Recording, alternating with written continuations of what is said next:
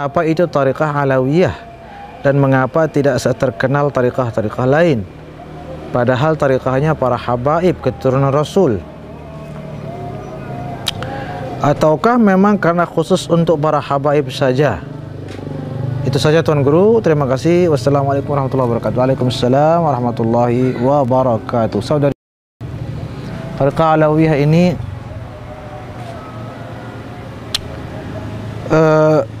ada ya satu hal yang mohon maaf saya perlu ralat atau luruskan sedikit. Karena ada kesan di sini bahwa tariqah Alawiyah ini tidak terkenal, padahal terkenal kok, bukan tidak terkenal. Mungkin hanya persoalan zonasi.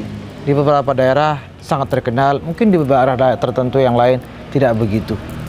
Ya, tetapi terlepas dari itu, tariqah Alawiyah itu bukan tariqahnya para habaib keturunan Rasul dengan arti tariqah lain tidak demikian.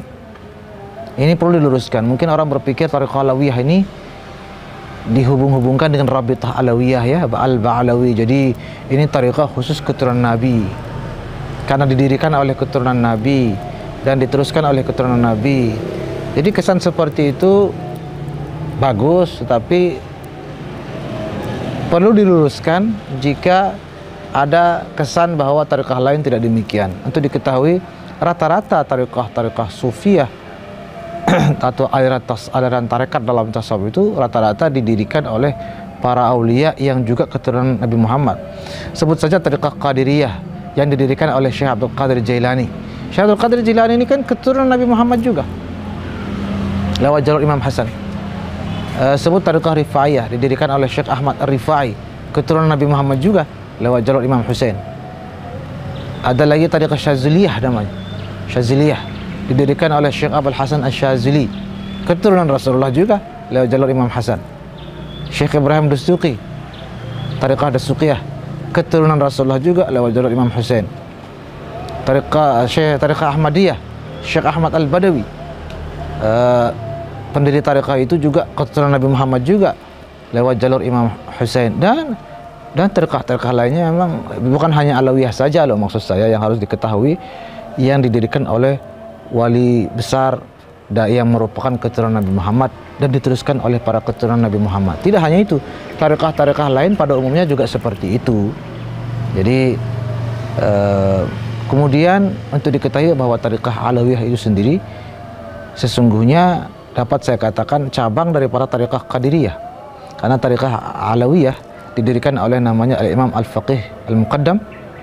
Al-Imam Al-Faqih Al-Muqaddam ini muridnya, beliau berguru sama seorang waliullah yaitu namanya Syekh Abu Madian At-Tilmisani. Syekh Abu Madian At-Tilmisani ini adalah muridnya Syekh Abdul Qadir Jailani yang punya tariqah Qadiriyah. Berarti dapat dikatakan tariqah Alawiyah ini pengembangan, salah satu cabang pengembangan daripada tariqah Qadiriyah bila didasarkan pada jalur sanad keilmuan pendiri tariqah Alawiyah tersebut. Soal keterkenalan juga perlu dilirik juga faktor-faktor seperti begini. Di Indonesia yang terkenal apa? Yang besar di sini apa? Tarikatnya kan Naqsyabandiyah ya, sering kita dengar itu. Tidak bisa dilepaskan dari para pembawa Islam dahulu kala ke Indonesia. Para ulama, waliullah dan mursyid-mursyid yang membawa Islam ke Indonesia dahulu kala itu rata-rata merupakan mursyid tariqah Naqsyabandiyah.